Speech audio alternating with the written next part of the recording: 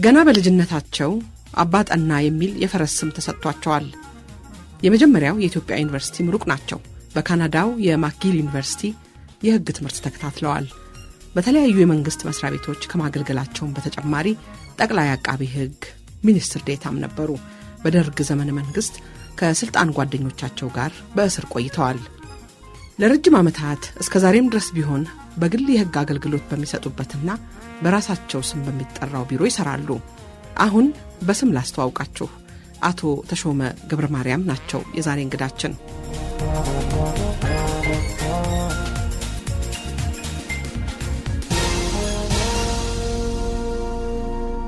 አቶ ተሾመን በጠቅላይ አቃቢ ሕግነታቸው በተለይም የያዙት የኃላፊነት ቦታ የሚፈልገውን ተግባርና በእሳቸው እምነትና አስተሳሰብ መካከል ያጋጠሙ የመጋጨት ሁኔታዎችን፣ ችግሮችን እንዲያጫውቱን በተለይም የሜጫና ቱለማ ተወላጆች የበጎ ፈቃድ ማህበር ከመቋቋም ጋር በተያያዘ ያጋጠማቸው እንዲያጫውቱን ጠይቀናቸው ነበር።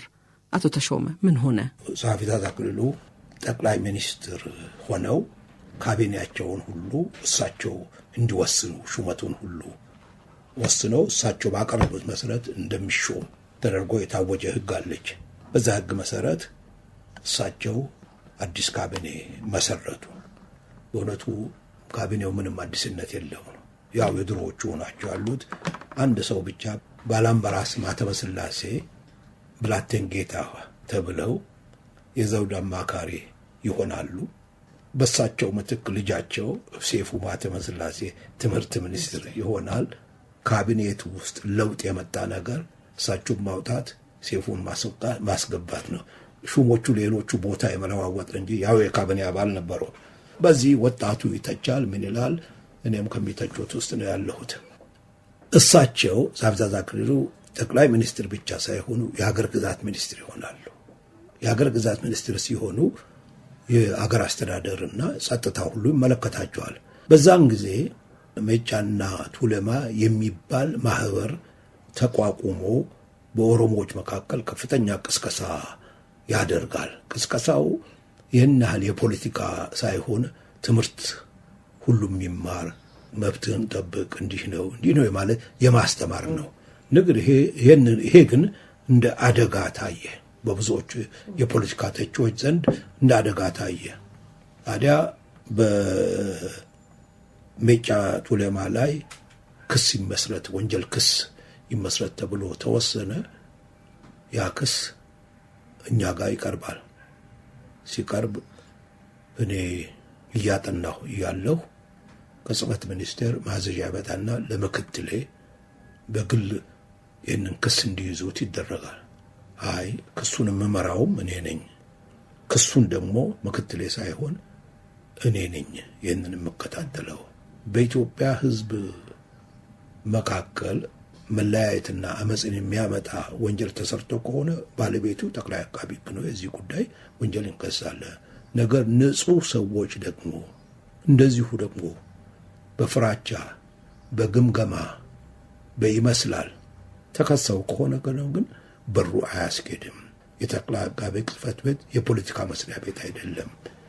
የፖለቲካ ሹሞች፣ ከፍተኛ ሹሞች እገሌን ክሰስ እገሌን አትክሰስ የሚባልበት ቦታ አይደለም። ስለዚህ አልከስም ብዬ እንትን እላለሁ። ጠቅላይ ሚኒስትሩ ይጠሩኛል፣ ይህንን እንወያያለን። እሳቸው እንደ የመንግስት ሹም እንደመሆነ መጠን መንግስት ሲያዝህ የግዴታ ትዕዛዙን ማስከበር አለብህ። ጥሩ ህጋዊ እስከሆነ ድረስ ህጋዊ ባይሆንም ይሉኛል። በዚህ ላይ እንደ መራራቅ አለ። ግን እንትን አይደለም፣ ጠብ አይደለም፣ እውነት አይደለም። እንደ አቋም ስለያዝኩባቸው እሳቸው ያሉትን ደግሞ እንደው ወዲያው አምኜ እንትን ስላልተቀበልኩ እንዴ ጸሐፊ ትእዛዝ እርስዎም የህግ ሰው ነዎት፣ እንደምን አድርገው ይህንን እንዲህ ያለውን ጉዳይ ያምኑበታል ስላቸው ወደ እኔም እንደመለወጥ አሉ። በጣም የምትለው እኮ ይገባኛል፣ ላስብበት አሉ። በዚህ የተለያየን። በዚህ እንዳለን አንድ ቀለታ ታላቅ ወንድማቸው አቶ አካለ ወርቅ ለሳቸው ሹመት ምክንያት አድርጎ ግብዣ ይጋብዛሉ። እዛ ላይ ጨዋታ ይነሳል። የሀገር ግዛት ሚኒስቴር ስለሆኑ ደግሞ እሳቸውም ይህንን እንወያያለን። በጨዋታ መካከል የሜጫ ቱለማ ጉዳይ ይነሳል። እኔ በዚህን ጊዜ የለም እርሶ አገር ግዛት ሚኒስትር ነዎት፣ ጠቅላይ ሚኒስትርም ነዎት፣ የጸጥታ ጉዳይ ይመለከቱታል።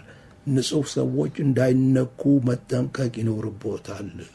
በትዕዛዝ በጥላቻ በፍራቻ አስቀድሞ ሰውን መወንጀል አስቸጋሪ ይሆናል የሚል ነገር ሐሳብ ሰነዘርኩ። እሳቸውም መለሱ። ከዛ በኋላ አንድ የኔ ጓደኛ አለ፣ እርሱ ይመጣና አይ ጠቅላይ ሚኒስትሩ ሳይቀየሙ አይቀርም ይለኛል። ምንድን ነው ብዬ ቅድሙ አነጋገር ይለኛል። ሊወጡ ሲሉ ተጋልኩና እሳቸውን ጠየቅኳቸው። ተቀይሞኛል መሰለኝ አልኳቸው። አዎን አሉኝ። ለምን አሉ። አይ ለምን ይሄንን ጉዳይ እዚህ አነሳው? ቅርቤ ሆነ ቢሮዬ ድረስ ልንነጋገር እንደምንችለው ከዚህ ቤት እንዳደረግነው ያያለ ለምን እዚህ አነሳው? አሁን አልባሌ ቦታ ምናምን ሲሉኝ አይ እኔ ጨዋታው ስለተነሳ ነው እንጂ በእውነቱ ይህን ያህል ደግሞ አስቤም አይደለም፣ ይቅርታ ያድርጉልኝ አልኳቸው። በእውነቱ አለቀ ተው በዚሁ አለቀ አሉኝ። ይሁንና ጥቂት ቀን በኋላ ግቢ ተጠርቼ ኤርትራ ቅድም እንዳልሽው የከፍተኛ ፍርድ ቤት ፕሬዚዳንት ተብዬ እሾማለሁ። አልሄድኩም። ራሴን ቢሮ ከፍቼ ስሰራ ቆየሁኝ። ጠቅላይ ሚኒስትሩም ምንም አላሉኝም። እንዲያውም ስንገናኝ ሁሉ እንደ ድሮው ነው የሚያነጋግሩኝ። ሲቀልዱብኝ ሽፍታ ምናምን እንደዚህ ይሉኛል። በቀልድ መሆኑን ደግሞ አውቃለሁ። ምንም የማስገደድም ምንም ነገር አልተደረገም። ጃንሆይ ጋር አንዴ ሁለቴ ቀረብኩ ይህንኑ እንትን ለማለት አስረዳኋቸው። አይ ለምን አትሄድም ይሉኛል። አልሄድም፣ ምክንያት አለኝ፣ ግፊት አለ እና በዛ ላይ ደግሞ እኔ በዚህ እድሜ ዳኛ መሆን አልፈልግም እላቸዋለሁ። እኛ እኮ በ14 ዓመታችን ነው ዳኛ ይሆን ነው አሉ።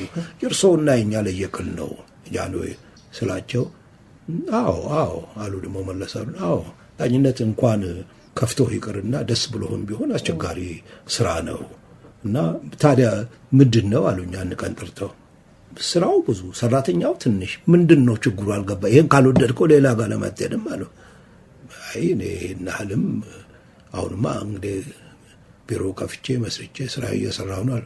ግድ የለም እሱ እኮ አገር ሲኖር ነው እሱ አሁን የምትለው የሚሆነው ሳይሆን ስርዓት ሳይኖር አገር እየተበላሸ አንተ አሁን እንደዚህ ያደርጋለሁ ብትል ምን ዋጋ አለው አለ። መመለስ አቃተኝ። ለማንኛውም ሂድ እና አክሊሉን አነጋግረው ሂድ፣ አሁኑኑ ሂድ አሉኝ እና አነጋግረው አሉኝ። ሄድኩኝ። ልዩ ጻፊያቸው ነገርኩት። ለወትሮ ገብቶ ነግሮ ነው የሚያስገባኝ። በር ከፈትና አስገባኝ። ስገባ እሳቸው ወንበራቸው ላይ ቁጭ ብሎ የማሰብ ነገር ያስባሉ። ስገባ መጡ፣ ተነሱ፣ መጡ፣ ሳሙኝ። እዚህ ወንበር ወደ ጎን ወንበር ላይ ቁጭ አደረጉን። 2 ሰዓት በላይ ስንከራከር ስንጨዋወት ቀረ እና ጃንሆይ እንዲህ አሉኝ ብዬ ብላቸው፣ አዎ እኔንም ስራ ስጠው ብለው ነግረውኛል። ሳስብ ነበረ ሰሞኑን አንተ ምን የምትፈቅደው ቦታ አለው ያሉኝ። እኔ ምንም የምፈቅደው ይሄን ያህል የለኝም። ማዘጋጃ ቤቶች አስተዳደር አገር ግዛት ውስጥ አለ፣ እዛም እያልኩ ነበር። ፍርድ ሚኒስቴርም አስተዳደር ውስጥ እዛም ቦታ አለ፣ እዛም ላረግ ነበር። ግን ጃንሆይ ማዕድን ሚኒስቴር እንድትሄድ ይፈልጋሉ አሉኝ። ለምን? እኔ መሐንዲስ አይደለሁም፣ ምን አውቃለሁ ስለ ማዕድን፣ መስሪያ ቤቱንም አላውቅም እላቸዋለሁ። አይ አሰፋ ለማ ሚኒስትሩ ነው የማዕድን ሚኒስቴር፣ ጃንሆይን ደጋግሞ ነግሯቸዋል እና እሳቸውም አምነውበታል። ይህንን አውቀህ ሀሳብክን እንድትነግረኝ አሉኝና መጨረሻ ላይ ተሰረባበትን። ከጥቂት ቀን በኋላ እንግዲህ እንገናኛለን። ይህንን ሳንገናኝ አንድ ቀን ተጠራና ማዕድን ሚኒስቴር ትሄዳለህ ተብሎ አዋጅ ታወጀ፣ ሹመት። እዛ ሄድኩኝ። ሚኒስትር ዴታ ሆኑ? እዛ የለም፣ ምክትል ሚኒስትር ዴታ መሆነ በኋላ ነው ያረጋሉ። እዛ ከሄድኩ በኋላ አንድ ቦታ እንግዲህ በዛን ጊዜ የሚቆየው አንድ ሰው 3 ዓመት ቢበዛ 4 ዓመት ነው። እኔ እምቢ እያልኩ ስራውን ወደድኩት። በተለይ የማዕድን ልማቱን ለማስፋፋት በጣም ከሚገባ በላይ ድካምና ጥረት እያደረግኩ ስለተገኘው በተለይ በማዕድን በፔትሮሊየም ልማት ላይ ልዩ ጥናት ስለዘረጋው ህጉንም ደግሞ ቀርጬ ስላወጣሁ በዛ ህግ መሰረት ብዙ ሰዎች መምጣት ስለጀመሩና የልማታችን ተካፋይ ስለሆኑ በዚህ ጉዳይ እኔ አጥብቄ ያሰብኩበት እንደመሆኑ መጠን በጉዳዩ ላይ እንደው ባለቤት ሆኜበታለሁኝ። ረጅም ጊዜ ቆይተዋል እዛ 8 ዓመት ቶሎ ነበር ሰው የሚዛወረው። አዎ በየመስሪያ ቤቱ 3 ዓመት ሚኒስትር ሆኖ ቢበዛ 3 እንደዚህ ከዛ በላይ አይቆይም ማለት ይቆያል። ይሄን ያህልም እኔም ማስታወሰው ብዙ የለም። እሱ እንግዲህ በነዳጅ ፍለጋ እንዳሉት በሱ ነው በታይ ፕሮጀክቶች ላይ ብዙ ሰርተዋል። ያኔ ደግሞ ይህንን ስላቸው ይህንን ሲያውቁ ፈጽሞ ሹመት እንደዚህ እኔን ስም የሚነካ ነገር ሲመጣ ያከላክላሉ። ጠይቃችሁት እሺ ያላችሁ ያሉ እንትን ይመላሉ። ከማዕድን ሚኒስቴር ውስጥ ከሚጠቀሱት መካከል አንዱ የፔትሮናስ ክርክር መሰለኝ። ፔትሮናስ ከሚባለው ድርጅት ጋራ ፔትሮናስ በዛን ጊዜ የለም። ፔትሮናስ እኮ የኢንዶኔዚያ ነው። ኢንዶኔዚያ ኩባንያ ነው። የፍርድ ቤት ክርክር እሱ እንትን አለ። እሱ ባሩክ ፎስተር ይባላል። የአሜሪካን ኩባንያ ነው። እሱ ቀይ ባህር ላይ ኮንሴሽን ወስደው በግዴታው መሰረት ውል ሳይሰራ አካባቢው ያሉት ሌሎች ትልልቆች ሲቆፍሩ እነሱ ዘይት ያገኙ እንደሆነ ያችን አካባቢው ላይ ዘይት ተገኝቷልና ይሄንን እሸጣለሁ ብሎ ለሚጓጉ ሰዎች ለመሸጥ የድለላ ስራ ሲሰራ እንጂ ልማቱን ሳይሰራ ቀረ። ስራ ቁፋሮ ቆፍር፣ ጥልቅ ጉድጓድ ቆፍር እያልኩ አንዴም ሁለቴም ሶስቴም በጽፍለትም ቢያለ ውሉን ሰረስኩት። በዚህ ምክንያት ክስ ተከፈተ። ያለም ሸንጎ ላይ ሚኒስትሩ የነበሩት ሌላ ሰው ነበሩ። እሳቸው አምነውበት ያን የወሰኑትን ክስ ሲመጣ እኔ አላውቅም ብለው ገለላሉ። ተሾመ ነው ይሄንን የመከረኝም ብለው አሉ። ሚኒስትሮች ምክር ቤት እሱ ይጠየቅ ብሎ እኔን ጠየቀ። አሁን ትክክል ሰርቻለሁ፣ ትክክል ነው፣ አሁንም ገንዘቡ ይሰጠኝና ሄጄ ልሟገት አልኳቸው። ስለ ገንዘብ አወጡ። ነገር ግን ያን የቀረበውን ክስ የህግ ኮሚቴ እንዲያው እና ተሾመ የሚለው ትክክል ነው ትክክል አይደለም አስተሳሰብ ያቀርብልን ተብሎ የህግ ኮሚቴ ወደ ህግ ኮሚቴ ተመራ። ህግ ኮሚቴም ጠይቁ መርምሮ ምንን ጠይቆ ሐሳብ አቀረበ፣ ደገፈ። እኔም ብለው ነው። በዚሁ መሰረት 2 ዓመት ነው 3 ዓመት ተማግቼ ልክ ካቢኔቱ የወረደበት ዕለት የካቲት በፈረንጅ ፌብሩዋሪ 28 ረታሁኝ ጀኒቫ። ይሄ ነው አና ግዳይ ታልኳ እና እሱ ብቻ አይደለም እሱ ገንዘብ ለማግኘት ነበር የከሰሰው። እሱን ረትቼ ማስቀረት ብቻ ሳይሆን ብዙ ሚሊዮን ብር ደግሞ ስራ ባለመስራቱ ለኛ ካሳ መካሳ አለበት ብዬ ደግሞ ካሳ አስገኘው። ይህንን እኔ እስር ቤት ሳለሁ ደርግ መንግስት ወሰደው፣ ሰበሰበው። ካሳውን በላው ያው ኢትዮጵያ መንግስት ማለት ነው። ታውስማኝ ሀገሬ ራስማኝ ሀገር ታውስማኝ ሀገሬ ራስማኝ ሀገር ታውስማኝ ሀገሬ ሲከፋኝ ነው መኖሬ ራስማኝ ሀገር የገዳይ አጋዳይ ራስማኝ ሀገር ሆነ ከመመለስ ራስማኝ ሀገር እድልም ጠርቅ በል እስከ ወዲያው ድረስ ራስማኝ እድልም ጠርቅ በል እስከ ወዲያው ድረስ ራስማኝ ሀገር ለፍጥረቱ ሁሉ ራስማኝ ሀገር ባያል ቸረፍቸራ ራስማኝ ሀገር እኔስ በሀገሬ ብኖር ምን ቸገረ ራስማኝ ሀገር እኔስ በሀገሬ ብኖር ምን ቸገረ ራስማኝ መካሪ የበዛ ራስማኝ ሀገር ቤት ሥራ የሚለው ራስማኝ ሀገር ምን ያታክተኛል አሁን ላፈርስ ራስማኝ ሀገር ምን ያታክተኛል አሁን ላፈርስ ራስማኝ ሀገር አሉባልታ ሰምተው ራስማኝ ሀገር እውነት ነው እያሉ ራስማኝ ሀገር ያሳባቂ ወሬ ራስማኝ እየተቀበሉ ራስማኝ ሀገር መግባባት ቀረና ራስማኝ ሀገር ከረረ ነገሩ ራስማኝ ሀገር አባትና ልጁ ተቆራርጠው ቀሩ ራስማኝ ሀገር አባትና ልጁ ተቆራርጠው ቀሩ ራስማኝ ጆሮ ያለው ይስማ ረስማኝ አገር የወንጌሉን ቃል ረስማኝ አገር ራሱን ያዋረደ ከፍ ከፍ ይላል ረስማኝ አገር ራሱን ያዋረደ ከፍ ከፍ ይላል። የታሪክ ነገር ሆኖ እስር ቤት ገባን። ጸሐፊ አክሊሉ ጋር ተገናኘን። እንደ ነገ ሊገደሉ ዛሬ ስገባ እሳቸው ጋር ራት በላንና እስከ 10 ሰዓት ከሌሊቱ ስናወራ ቆየን። ብዙ የአገር ጉዳይ ነገሩኝ። ይኸው እኮ ታስርን ያለ ሕግ አሉኝ። እንዳልካቸውን ጠየቅን።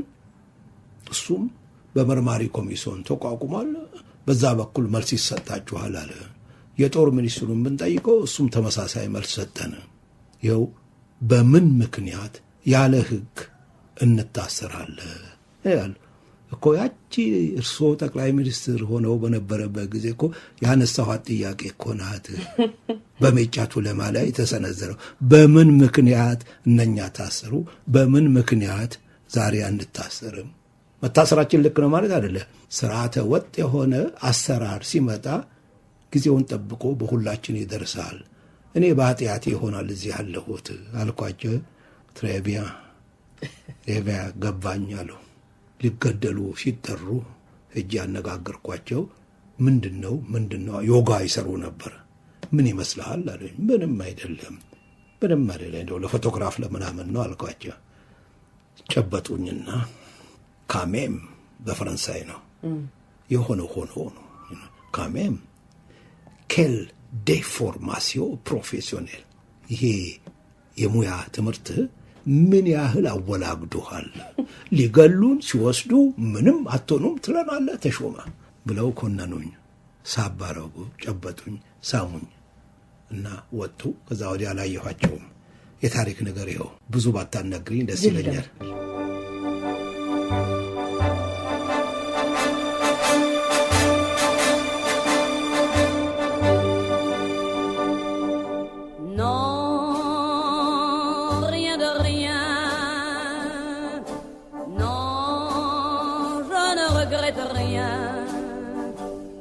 Ni le bien qu'on m'a fait, ni le mal, tout ça m'est bien égal. Non, rien de rien. Non, je ne regrette rien. C'est payé.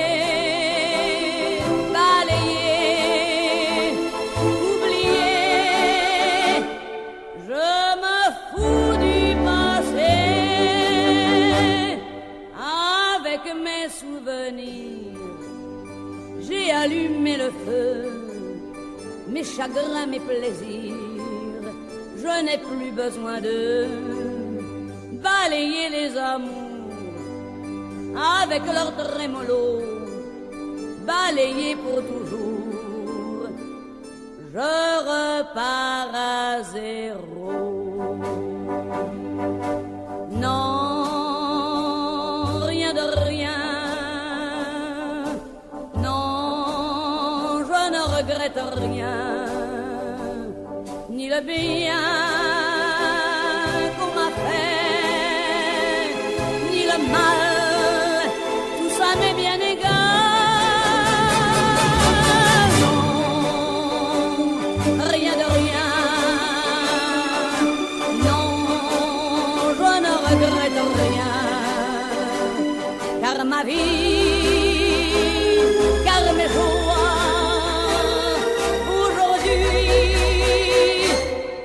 ça commence avec toi.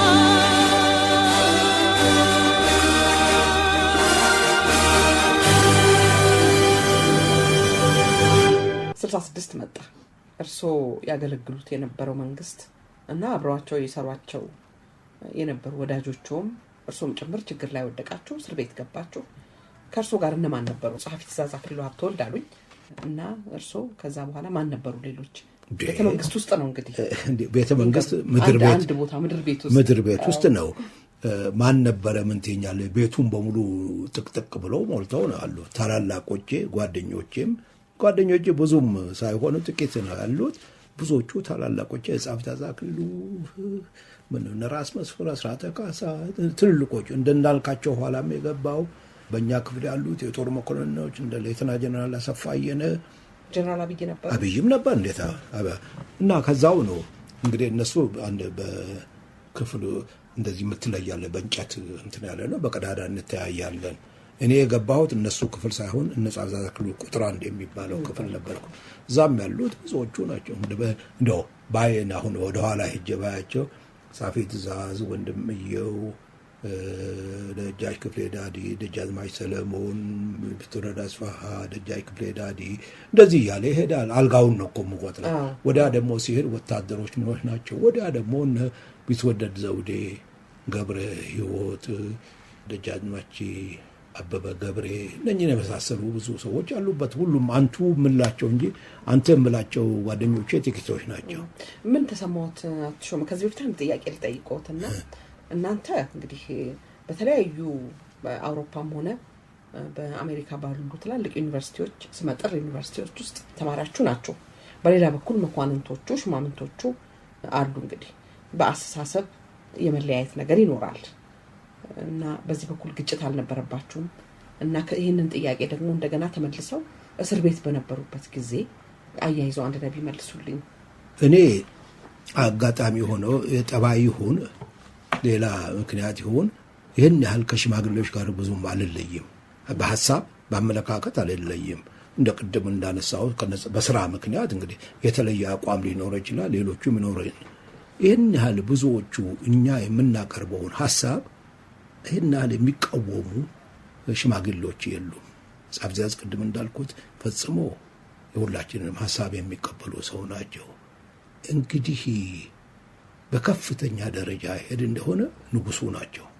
ንጉሱ እኛ የምናቀርበው የሥራ ጉዳይ ምንም የሚቃወሙ አይደሉም። እኔ ደርሶብኝ አያውቅም በፍጹም። እንዲያውም ያበረታታሉ እንጂ ከዚህ እሳቸውን አናግረን አስወስነን ስንሄድ በማግስቱ ሲያውን ምን አደረስክ ያን ነገር ምን እንዲያደርግ ምን እንዲህ ነው የሚሉት እና ሀሳብ ስታቀርብ ናቸው።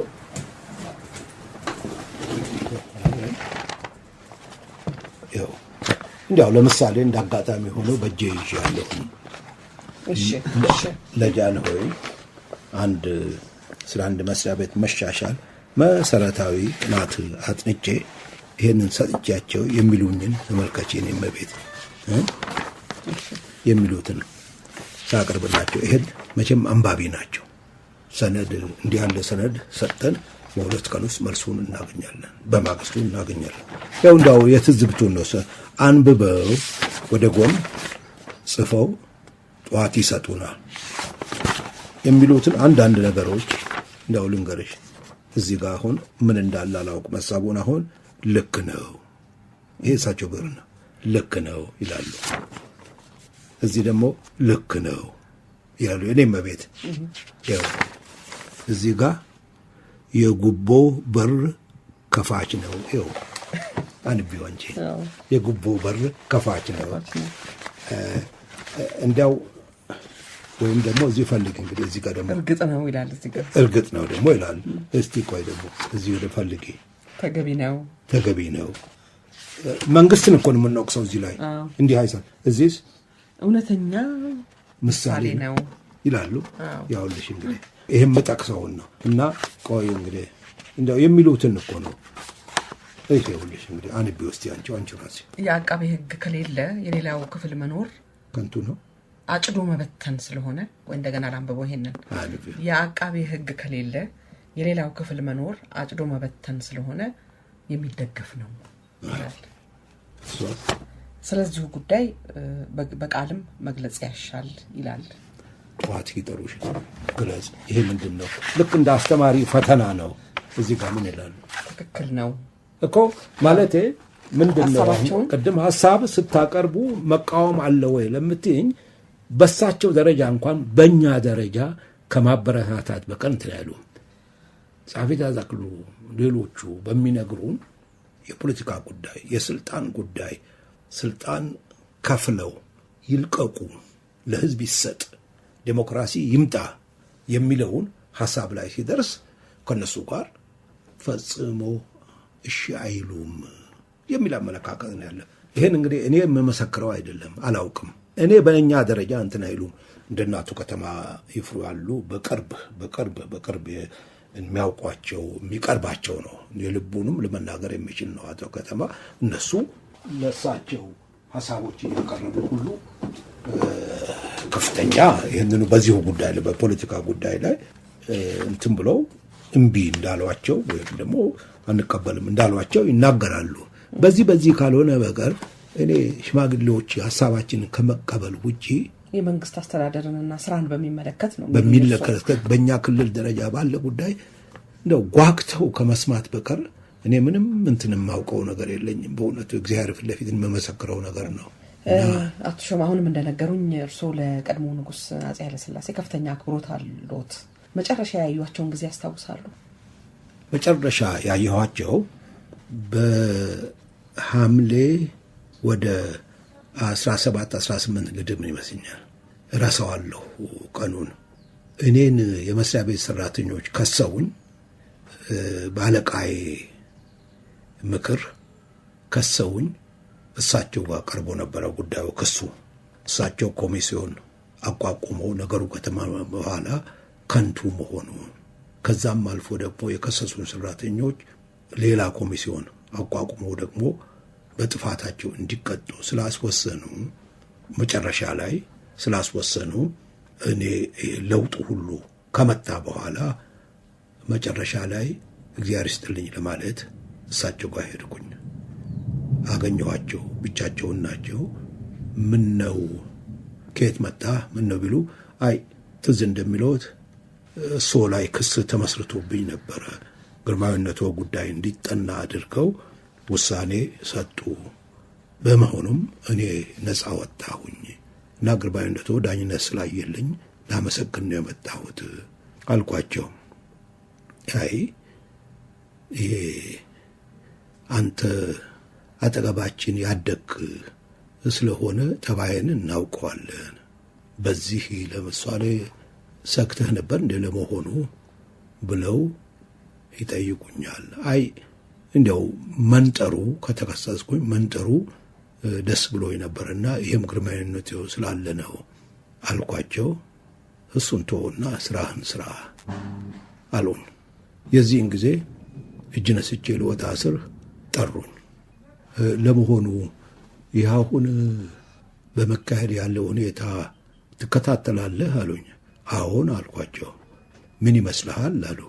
አይ ይሄ ግርማዊነቱ ትምህርት ቤቶችን ከፍቶ የኢትዮጵያ ሕዝብ ይማር ብለው ጥንቱ ከጠዋቱ ጀምሮ የጣሉት መሰረት እኮ ውጤት ነው።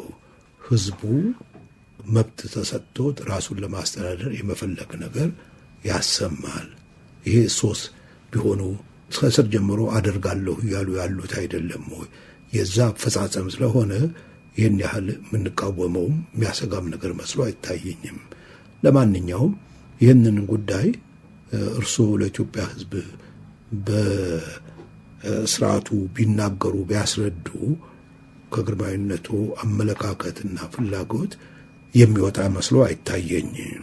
መሀል ላይ የሚያሰጋ ነገር ካለ በኤርትራ በኩል ያለው ሁኔታ፣ በሶማሌ በኩል ያለው ሁኔታ፣ በግርግር መካከል እነኚህ ሌላ አደጋ በኢትዮጵያ ላይ እንዳይጥሉና ግርማዊነቱ የኢትዮጵያን ዳር ድንበር ለማስከበር ከረዥም ዘመን ጀምሮ የደከመበት ስለሆነ ይሄ አደጋ ተመልሶ እንዳይመጣ መጠንቀቅ ያስፈልጋል። ቅድም እንዳልኩት ግርማዊነቱ ነው ይህን በዚህ ላይ በእውነቱ መፍትሄ የሚያገኘው፣ ሌላው ከንቱ ነው አልኳቸው። ዝም አሉ። እንዲህ ወደ ፓርላማው ወደ ስላሴ እያዩ ነበረ እና ለመሄድ ተንቀሳቀስኩ። እንደው ፍላጎት ሳሳይ ዞር አሉና እስቲ ይህንን ጻፍና በጽሁፍ አድርግና አምጣልን አሉ። እሺ አልኳቸውና እጅ ነስቼ ወጣሁ። በሁለተኛው ነው ሶስተኛው ቀን ከትልቁ ቢሮአቸው አሁን ጠቅላይ ሚኒስትር መለስ ከሚኖሩበት ከዛ ወጥተው ኢዮቤልዩ ገቡ። ከዛ ላይ ያየኋቸው መጨረሻ ያየኋቸው ሐምሌ ግማሽ ወደ ሐምሌ 17 18 19 እንደዚህ ግድም ይመስለኛል። ከዛ ወዲያ አላየኋቸውም።